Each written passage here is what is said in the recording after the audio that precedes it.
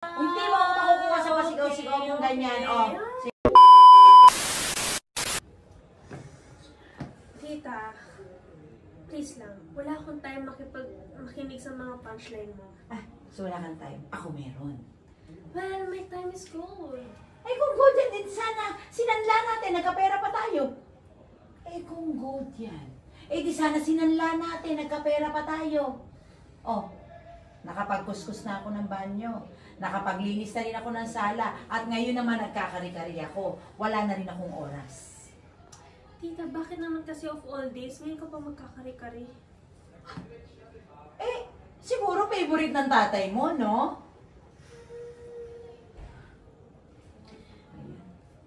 If you want good food, edi sana nagpa-cater ka. Cater? Oh, ano ba palagay mo sa tatay mo? Magdedebo? Ah! Lang tayo para sa catering na yan. Hindi mo ako makukuha sa pasigaw-sigaw mong ganyan. Oh, sige, eto, maglinis ka, babalikan kita ha. Titingnan ko kung natapos mo to. Tandaan mo, may sala ka pa. Huwag kang gaan dyan.